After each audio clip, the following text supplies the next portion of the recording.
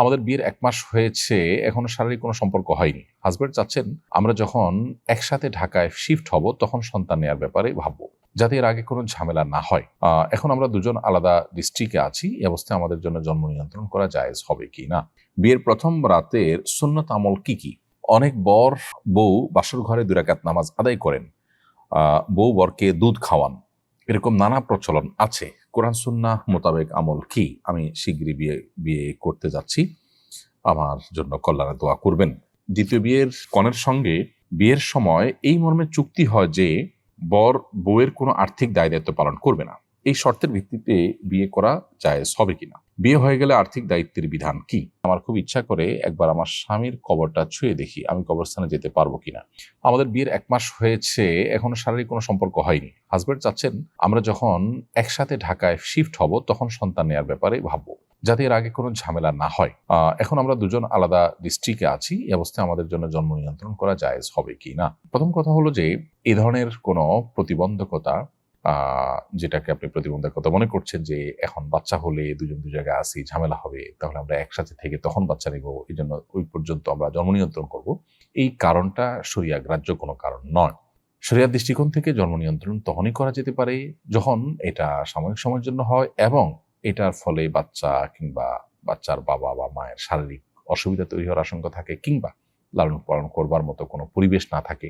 এখন সন্তান হলে সন্তানের মা লালন পালন করবেন এবং একটা সময় পর আপনারা ঢাকা চলে আসবেন, নিজেরাই সিদ্ধান্ত নিয়েছেন, তাহলে এখন আপনারা যেখানে আছেন না কেন বা আপনি যেখানে থাকেন না কেন সেখানে সন্তান লালন পালন করাটা এমন বিষয় নয় যে এখানে অসম্ভব। হ্যাঁ, 2টা বা 3টা সন্তান আছে, ছোট ছোট, এখন আরেকটা সন্তান হলে কোনো কাজের লোক নাই, একা লালন পালন করা কঠিন হয়ে যাবে, এটা একটা বাধা হতে পারে, যুক্তি হতে পারে। কিন্তু এবারে প্রথম সন্তান, আপনি নিজের সন্তান নিজে লালন পালন করতে পারবেন আলহামদুলিল্লাহ, সুস্থ স্বাভাবিক মানুষ হলে এটা আপনার জন্য অসম্ভব বা অসাধ্য নয়।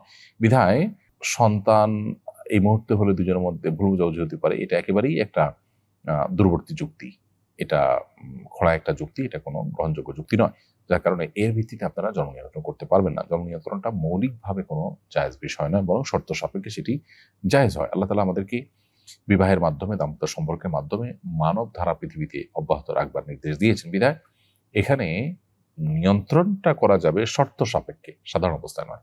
আর আপনি যে অজুহাতের কথা বলেছেন সেই অজুহাত আসলে শরীয়ত গ্রাহ্য অজুহাত নয়। বিয়ের প্রথম রাতের সুন্নত আমল কি কি? অনেক বর বউ বাসর ঘরে 2 রাকাত নামাজ আদায় করেন, বউ বরকে দুধ খাওয়ান, এরকম নানা প্রচলন আছে। কোরআন সুন্নাহ মোতাবেক আমল কি? আমি শীঘ্রই বিয়ে করতে যাচ্ছি, আমার জন্য কল্যাণে দোয়া করবেন। আপনার জন্য আমরা দোয়া করি, আল্লাহ তাআলা আপনাকে দাম্পত্য জীবনের সুখ এবং প্রশান্তি দান করুন এবং আল্লাহর বাধ্যগত এবং অনুগত থেকে দাম্পত্য জীবনে উভয়ে মিলেমিশে চলার তৌফিক আল্লাহ তাআলা আপনাদেরকে দান করুন। আর আপনার প্রশ্ন উত্তর হলো যে জি, সুগন্ধি ব্যবহার করবেন, এটা উত্তম সন্দেহাতীতভাবে, বিশেষ করে স্বামী স্ত্রীর প্রথম সাক্ষাতে একে অন্যের প্রতি ভালোবাসা এবং আকর্ষণ এটা যেন তৈরি হয়, সেই জন্য সুগন্ধি ব্যবহার করা ভালো। আবার একই সাথে স্ত্রীর মাথার অগ্রভাগে হাত রেখে একটা দোয়া পড়া, আল্লাহুম্মা ইন্নী আসআলুকা খায়রাহা ওয়া খায়রা মা ফিহা ওয়া আউযু বিকা মিন শাররিহা ওয়া শাররি মা ফিহা। আল্লাহ, আমার স্ত্রীর মধ্যে যত কল্যাণ আছে, যাবতীয় কল্যাণ, এটা আপনার কাছে আমি চাই, আর কোনো অকল্যাণ থাকলে সেটা থেকে আমি পানাহ চাই, তার ক্ষতি থেকে আমি মুক্তি চাই। এরকম দোয়া পাঠ করা মুস্তাহাব, হাদিসটি রয়েছে। এর বাইরেও স্বামী স্ত্রী উভয়ে দাঁড়িয়ে 2 রাকাত নফল নামাজ আদায় করা বাসর রাতে, সেটাও মুস্তাহাব। অনেক উলামা ইকরাম সেটি করতে আমাদেরকে পরামর্শ দিয়েছেন বিভিন্ন বর্ণনার আলোকে। সো এই কাজগুলো আপনি করতে পারেন এবং আল্লাহ তাআলার কাছে সাধারণ এবং কমন যে দোয়া আছে সেই দোয়াগুলো তো আমরা অনবরত নেককার স্বামী নেককার স্ত্রী পাওয়ার জন্য, যেমন সূরা ফুরকান ৭৪ নম্বর আয়াত, রব্বানা হাব লানা মিন আজওয়াজিনা ওয়া যুররিয়্যাতিনা কুররাতা আ'ইউন ওয়াজআলনা লিল মুত্তাকিনা ইমামা, এই জাতীয় দোয়াগুলো আমরা করব ইনশাআল্লাহ তাআলা। দ্বিতীয় বিয়ের কনের সঙ্গে বিয়ের সময় এই মর্মে চুক্তি হয় যে বর বউয়ের কোনো আর্থিক দায় দায়িত্ব পালন করবে না। এই শর্তের ভিত্তিতে বিয়ে করা জায়েজ হবে কিনা? বিয়ে হয়ে গেলে আর্থিক দায়িত্বের বিধান কি? এই টাইপের বিয়েকে এখন আরব বিশ্বগুলোতে বিশেষ করে জাওয়াজে মিসিয়ার তারা বলে, বা মিসিয়ার বিয়ে হিসাবে তারা আখ্যা দেয়। যদি কোনো স্ত্রী নিজে থেকে বলে দেন যে আমি আমার যে ভরণ পোষণের ব্যাপার আছে এটা থেকে আমি আমার স্বামীকে দায়মুক্ত করে দিলাম, স্বামীকে যদি তিনি দায়মুক্ত করে দেন তাহলে সেক্ষেত্রে এটা জায়েজ আছে, এটা নাজায়েজ কোনো বিষয় নয়। আমরা নবী করিম সাল্লাল্লাহু আলাইহি ওয়াসাল্লাম স্ত্রীদের মধ্যে একজন স্ত্রীর ক্ষেত্রে আমরা জানি যে তিনি নবী সাল্লাল্লাহু আলাইহি ওয়াসাল্লামকে তার হক আদায়ের ক্ষেত্রে তার যে অন্যান্য স্ত্রীদের সাথে সমান্তরালভাবে তার যে সাথে রাত্রি যাপন করা, তার সঙ্গে দিন কাটানো, এটার যে দায় নবী সাল্লাল্লাহু আলাইহি ওয়াসাল্লামের ছিল স্বামী হিসেবে তার প্রতি, এটা থেকে তিনি নবী সাল্লাল্লাহু আলাইহি ওয়াসাল্লামকে মুক্ত করে দিয়েছেন এবং নবী সাল্লাল্লাহু আলাইহি ওয়াসাল্লাম সেটাকে অ্যাকসেপ্টও করেছেন। অতএব বিয়ের আগে থেকে যদি এরকম কোনো শর্ত দেওয়া হয় এবং উভয় যদি সেটার উপর সম্মত হয় তাহলে সেটি জায়েজ রয়েছে। আমার খুব ইচ্ছা করে একবার আমার স্বামীর কবরটা ছুঁয়ে দেখি আমি কবরস্থানে যেতে পারবো কিনা। মেয়েদের জন্য কবরস্থানে যাওয়ার পরে ফুকাহা একরামের বিশুদ্ধ মত হলো যে তারা কবরস্থানে প্রবেশ করবেন না। একান্ত কবরের কাছে ওয়ালের বাইরে থেকে আপনি দেখতে পারেন, জাস্ট আবেগের কারণে তাদের কবরস্থানে না যাওয়াই উচিত। বাহির থেকে আপনি দোয়া করবেন। এটা নানা কারণে হাদিসের নিষেধাজ্ঞাটি বর্তায়। এর মধ্যে একটা হলো মেয়েরা অনেক বেশি আবেগী হয়ে পড়েন এবং সেখানে একটা বাজে দৃশ্যের বা অনাকাঙ্ক্ষিত দৃশ্যের অবতারণা হতে পারে, অথবা সেখানে পুরুষরা অনেক বেশি কবরস্থানে যেয়ে থাকেন, সেই ভিড়ের মধ্যে মহিলারা গেলে তাদের প্রাইভেসি নষ্ট হতে পারে। নানা কারণে শরীয়তের এই নিষেধাজ্ঞাটা আরোপ করা হয়ে থাকতে পারে। আমার ভাবি তার আপন বোনের মেয়ের সাথে আমার বিয়ে দিতে চান, কিন্তু আমার ভাই এবং বাবা রাজি হচ্ছেন না। ওনারা বলছেন এটা হারাম, উত্তর দিলে উপকৃত হব। ভাই শরীফুল ইসলাম, এটা তারা ভুল বলছেন। আপনার ভাবির বোন কিংবা আপনার ভাবির বোনের মেয়ে আপনার জন্য মাহরাম নন, বিধায় তার সাথে আপনার পর্দা যেমন করতে হবে একইভাবে তাকে আপনি বিয়ে করতে পারবেন। সেক্ষেত্রে আপনার ভাই হয়তো আপনার খালু শ্বশুর হয়ে যাবেন সম্পর্কে, তাতে কোনো অসুবিধা নেই।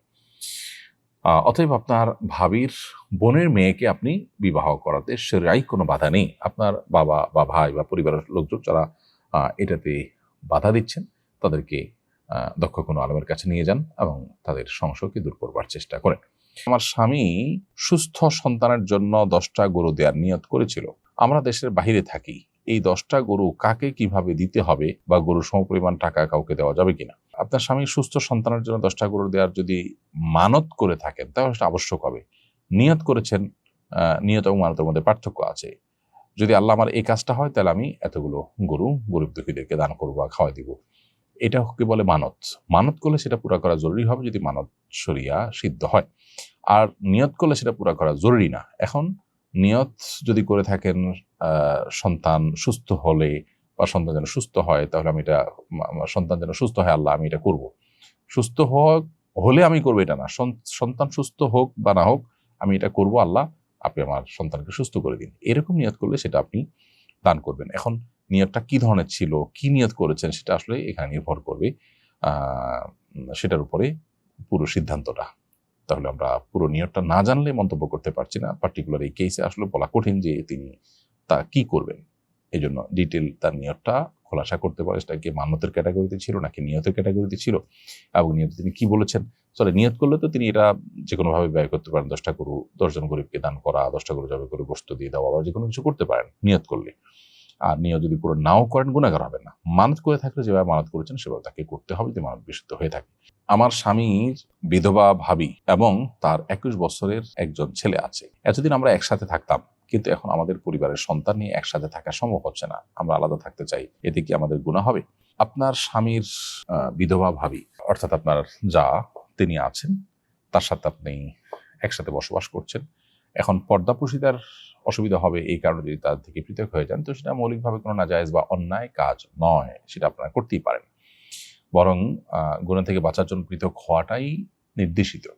মুরগির গলার ভেতরে যে সাদা রগগুলো থাকে ওইগুলোকে ফেলে দিতেই হবে, ইসলামে কি ব্যাপারে নিষেধাজ্ঞা আছে?